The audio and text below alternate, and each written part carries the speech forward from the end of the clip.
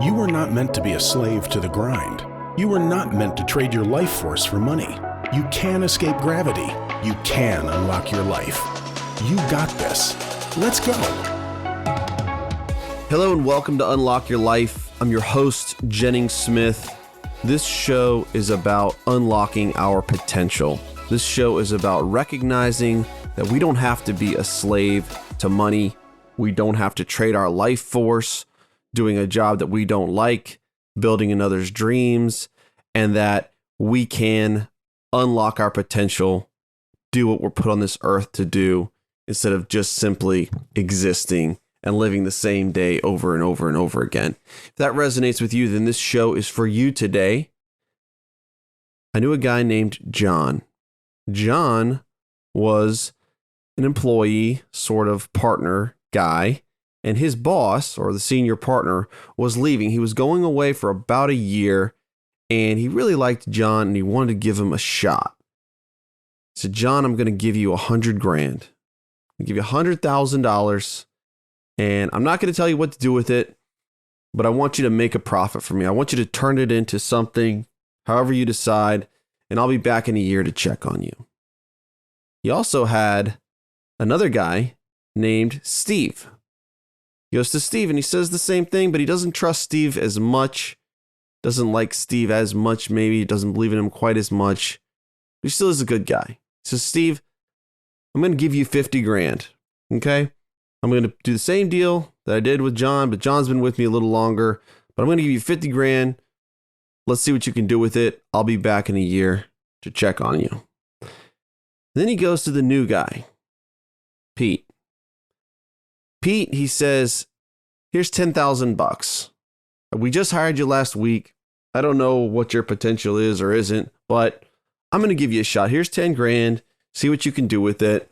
And I'll be back in a year and do me proud. So the boss leaves, goes overseas, goes out of the country, and John sets to work. And John sets to work with an import-export business. So what he does is he finds this sweatshirt company over in China, and he imports these sweatshirts. He screen prints them. He designs this really cool logo, and he's buying these things for $10 wholesale. It's another $2 or $3 to put this print on there, but he's selling them for $35, and he's able to get like a little Shopify store going. And he's selling them on Amazon, and he's doing well, right? And over the course of a year, he actually takes this $100,000 and turns it into $200,000. So he's got the initial $100,000, he's made $100,000 in profit, and he's got a business going that has a pipeline and revenue, and it's pretty cool. Steve, on the other hand, not quite as entrepreneurial as John, but he's more of a stock guy. So he studies the markets. He makes a couple picks and he decides to invest in Apple, Amazon, and some oil stocks. And he puts the money in there and he does well, right? He hits it right. And it's just a pretty good year for Apple, pretty good year for Amazon, but the oil hits, right? This is like a oil well, risky investment, and that hits. And end of the year, the $50,000 is now worth $100,000. He's doubled his money as well. And no, he doesn't have a business, but he's still done very, very well. Pete. Okay, Pete's the guy with the $10,000. What does Pete do? Well, he is like, I just started working here. This boss is a power player. Like, he's pretty intimidating.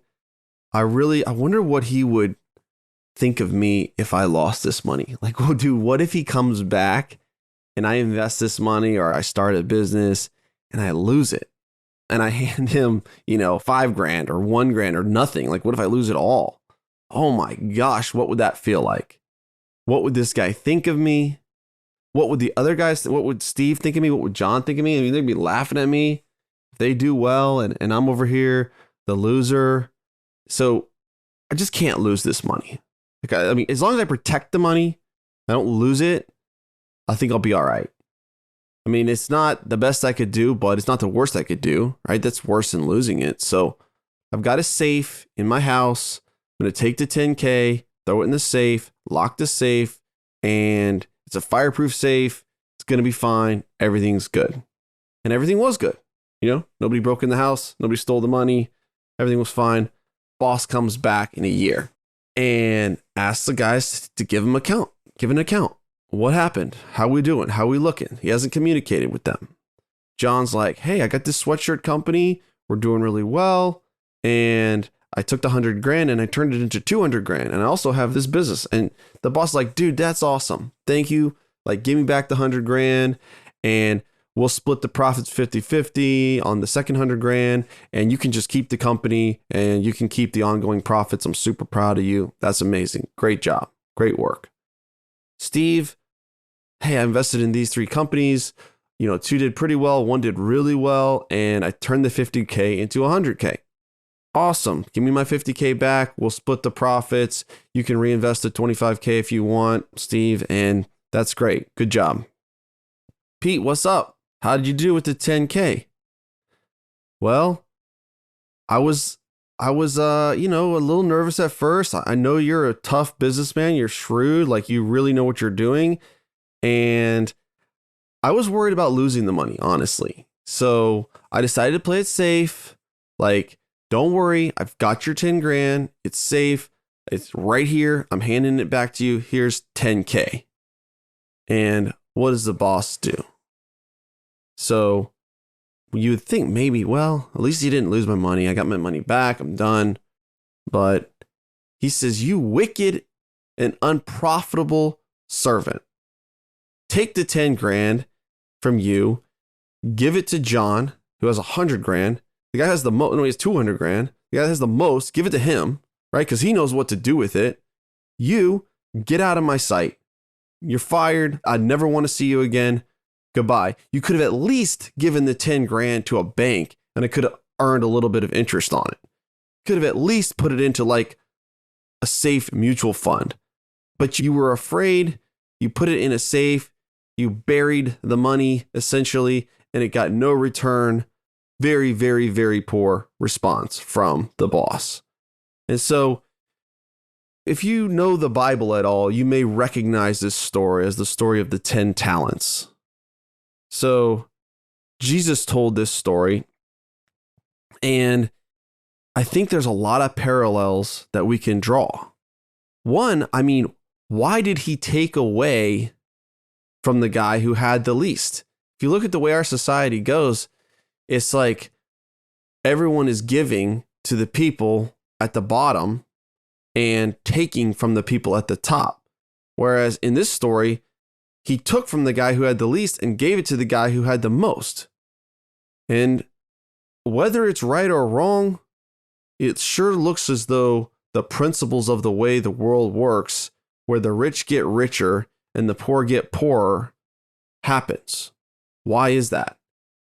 Is that because of, some conspiracy? Is it because of privilege and advantage? And there's the rich are crooks, the rich are stealing, the rich are taking advantage, the rich are oppressing? Absolutely. I think in microcosms that definitely happens. And I think that some people are set up with better opportunities from birth than others. Absolutely. But at the same time, I think it's more of a compounding effect on that mindset, right? Where a wealthy person who has unlocked the keys to building wealth, growing wealth, keeping wealth, discipline, et cetera, of course they're going to keep marching along on that path. And that doesn't mean that they're hurting anybody to do it. It's just they figured it out, right? It's like if you're really, really good at a game, you're probably going to continue to get better and better and better as time marches on. And if you're really, really bad at the game and you don't even know the rules and how to play it, it's probably pretty likely that you're always going to struggle with that game. You're never going to master that game. And so it's going to continue to get harder and harder to play that game as the stakes raise. What is the key to this story? What is the key to the success of John, the success of Steve with the $100,000 and the $50,000 versus the failure of Pete with the $10,000? What is the major difference? I would venture to say you can sum it up in one word, and that is risk. Two of the guys were willing to take risks. The third guy wasn't. He wasn't even willing to take a risk of putting it in a bank. He wasn't even willing to take the risk to make 1 or 2% in a money market account, right? He only wanted it in cash. He wanted to take 0, 0, 0 risk.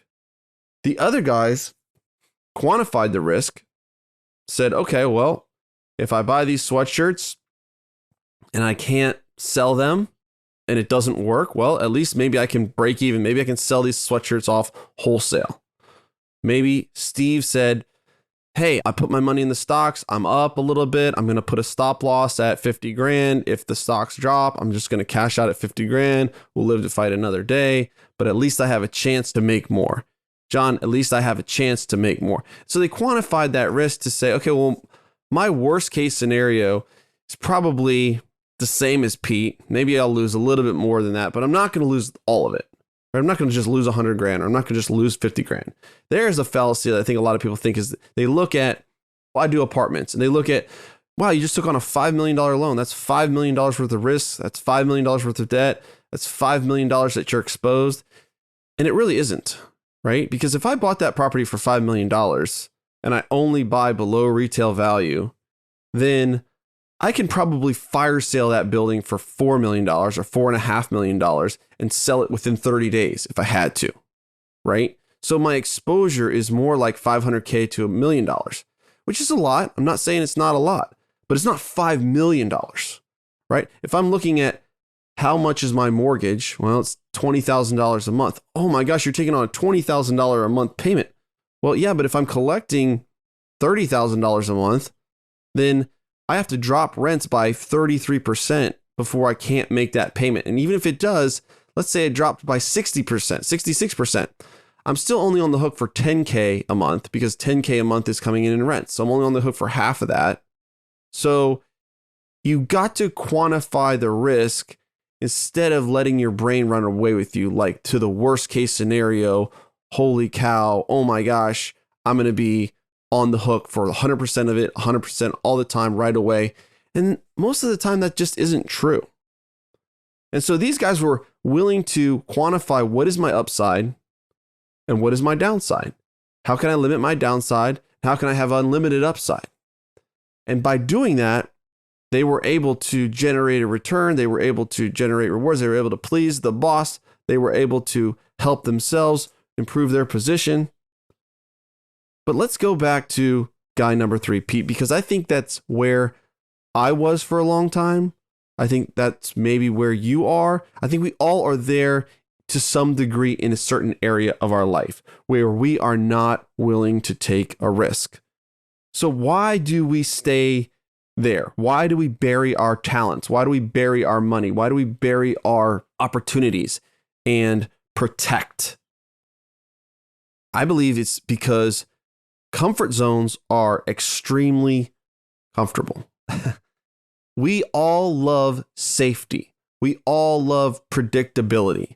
When you think about the draw of rental real estate, most people are like, oh, I love the predictable cash flow. Like I love the monthly passive monthly income. I'm going to consistently generate $10,000 a month in passive income. I mean, that's hitting all the pleasure centers and reward centers of your brain. That's why the BRRR method is so popular and people just love talking about that because there's not a whole lot of risk in it and you can generate passive income and it just feels really predictable. So we know that safety and predictability are hardwired, that that's what we want. However, safety and predictability is not always going to get us where we want to go, right? Because if you're not where you want to go, if you're not growing, if you're not taking those risks, then you're not ever going to get there. Now, when you get there, I'm not saying you can't rebalance your portfolio, take a little less risk and look at that. But I know that where I am, I'm still trying to push. I'm still trying to grow. I'm still trying to change. And if you're listening to this show, then you probably are too. So why do people choose this? Why do they stay? Why do we bury that? Most of the time, they've experienced a major loss or a major disappointment. So for me, 2008, 9, 10, going through the recession, if you're in your late 30s or 40s or older, you went through that time period. And we have a lot of PTSD about that. Everyone's talked about that event since it happened in framing like, when is it going to happen again?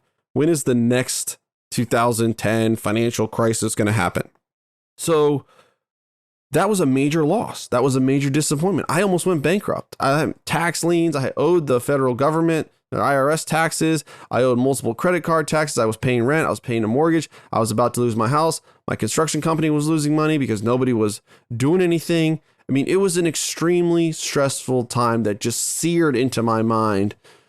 Protect, protect, protect. And I went forward saying, I'm never going to build a spec home. I'm never going to do anything other than custom work. I'm going to get paid up front. I'm only going to do renovations where, I'm going to specialize in renovations because that's always going to be there. People always need that. And even though those are very good points and they are great for mitigating risk, and you should mitigate risk, but when you look at D.R. Horton, Ryland Homes, these big development companies, they're not really playing it safe, right? They're playing to win. They're looking out in the future and saying, we need to buy this swath of land in Florida. We need to buy a big semi-tractor truckload of 2x4s. We need to build these houses 100 at a time. We need to refine these floor plans, et cetera, et cetera. And they're taking a very different model than I did. Do you see the difference between playing to win versus playing not to lose? So if you've had a major loss or a disappointment, if you have an emotional reaction that's tied to an event, you need to get some healing around that. You need to get some mindset work around that. You need to get some thought auditing around that. Why do I believe that? Was that even really a bad thing? Because as I look back on it, it was like, sure, that was a painful time. Absolutely. Would I want to go through it again? No, I'm not saying I would. But the lessons I learned, the wisdom I gained, the strength I got through going through that, the belief in myself that I'm going to make it even when the chips are down, I'm going to come through on the other side, invaluable, right? And so when you start to reframe those experiences as not a failure, not something that you never want to happen again, that there was no, redeeming qualities about that. When you start to change your thoughts around these prior events, you can generate new emotions around them. And when you generate new emotions around them, then they don't hurt as much and they don't have that same gut reaction that's preventing you from maybe doing the things that you should be doing in the future. Because we're going to talk about in a second, what's the flip side of this, right? What's the consequences of not taking risk? I mean, the number one thing people say on their deathbed is that they wish they had taken more chances. They wish they had gone after more things. They wish they had lived a life true to themselves, not the life that someone else expected them or wanted them to live, right? Pete, the guy with the 10K, he thought that the master, the businessman guy, would be furious if he lost the money. He was making that decision based on what he expected another person to think about him, right? It wasn't necessarily his decision. It was a decision based out of fear of what someone else was going to think about him if he failed, right? And I think that's one of the biggest reasons why people don't do what they should, why they don't pursue potential, why they don't fulfill what they're meant to do, their God-given calling on this earth, is because they're afraid of what it's going to look like if it doesn't work out and what other people are going to think, what other people are going to say, how that's going to feel. And that barrier is so extremely strong.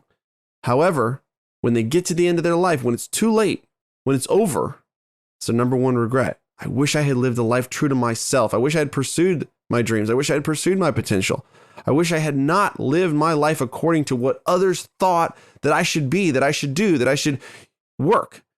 You should just go get a job at the factory.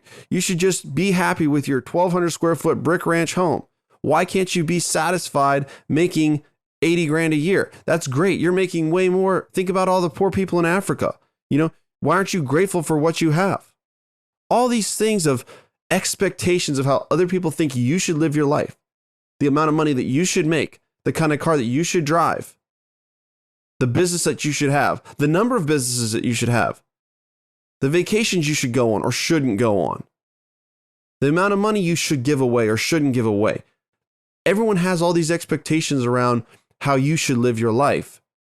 And when you start modeling your decisions, life-altering decisions around what other people expect of you, you will set yourself up for extreme regret, extreme disappointment. What else is at stake? Our dreams. You have things inside of you. I know you do. That's why you're seeking. That's why you're reading. That's why you're listening. That's why you're getting up early. That's why you're putting in the work. That's why you're pushing yourself. Because you have these dreams. You know more is possible. You've decided that you want a better life. You've decided that you want to live your life unlocked. No one really just gives up on their dreams. At least not, they don't put a stake in the ground and say, today, you know what? I'm giving up on my dreams. It's over. It's just a day by day, little by little, habit by habit, they abandon them, right? When you were a kid, did you think I want to grow up and be average? I want to grow up and just have a pretty meaningless existence. I just want to grow up, wake up, do the same thing over and over and over again. You know what? I want to work a job I really don't even like that much. You know, I want to just make average money. I want to have an average family. I want to have an average relationship. I just want to kind of exist. I want to bump along. No, you didn't feel that way when you were a kid. You had dreams. You had goals. And those things can get choked out if we don't fight for them. But the only way dreams get realized is if we take risks. If we go for it. If we put our money where our mouth is. If we put our effort where our dreams are. Because dreams don't have to be worked on as far as they're not urgent, right? They're not something that if we don't pursue our dreams, we're not going to be able to put food on the table. We're not going to be able to sleep. We're not going to have a roof over our head, right? So you focus on these urgent things and you don't focus on the things that are really going to move the needle 5 years down the road, 3 years down the road, 10 years down the road. And so it's really easy to let those dreams just get choked out by the cares of life, busyness. What do I got to do next? What do I got to do this weekend? Wow, I need a break. I need to, relax. I need to take it easy this weekend. I need to drink some beer, go to the barbecue, hang out with my buddies, talk about nothing, watch TV, check out the game. Like hours and hours and hours just lost, wasted because we've let those dreams just die. We've let those dreams, we won't admit it, won't say it. But if you're not working towards it, if you're not focusing on it, it's dying. There's just no way around it. Not taking risks is going to cost you more than you think it will. The cost will be too great to bear. What's really comfortable now, that comfort zone that's comfortable now, is going to get super uncomfortable later. And what's uncomfortable now, what's costs a lot of money and costs a lot of time and costs you more than you think to take those risks. And it's harder than you think, and it takes longer than you think, more difficult than you think. And yet that will become very comfortable later in life. What do I mean? Think about the smoker. I can say it, smoker as a former smoker or dipper, with the smokeless tobacco. You wake up in the morning, you have that cup of coffee. It's very comfortable to have that cigarette. It's super comfortable. It's relaxing. It's like the best thing in the world. It's an awesome feeling. Feels very, very comfortable. How does it feel though when you're 60 years old, you can't breathe, you have emphysema, you're scared to death that every time you go to the doctor, he's going to tell you that you got lung cancer, black spots all over your lungs. Your wife looks at you like you're a complete moron and idiot for smoking yourself to death. You know that you're not going to be at some of your kids' weddings. You're definitely not going to see some of your grandkids. Your life has been cut short. Pretty uncomfortable. Super comfortable now. Pretty uncomfortable in the future. You think about what you're doing right now.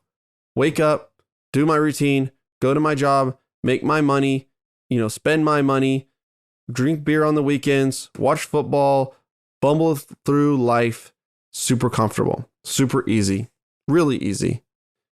And yet, when your kid gets accepted into Harvard but can't afford to go, when you want to pay for your daughter's wedding but you have to do like a real scaled back one, when you can't afford to go on the vacation, you don't have the resources to bring your family together for family gatherings, when somebody in your family gets cancer and they need special treatment and they need resources and money and you can't write the check and take care of it, it gets pretty uncomfortable.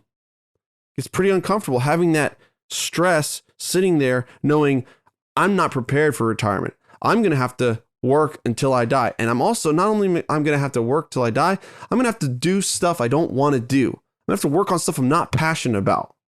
I don't even get to do what I want to do. I don't even get to work on the stuff that I care about. Forget philanthropies, forget ministry opportunities, forget like giving back to society. I'm just trying to keep my light bill on.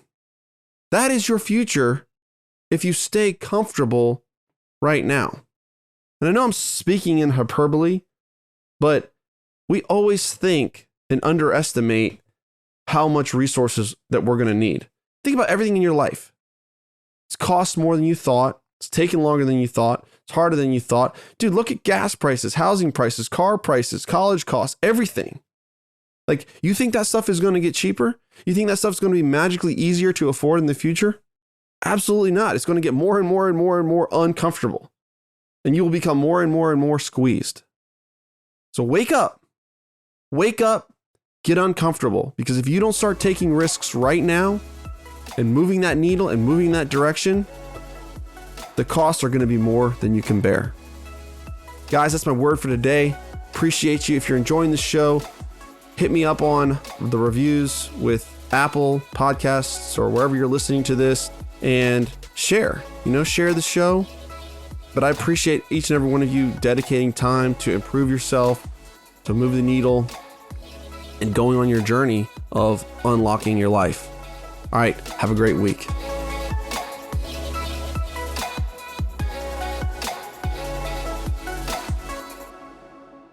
This is thepodcastfactory.com.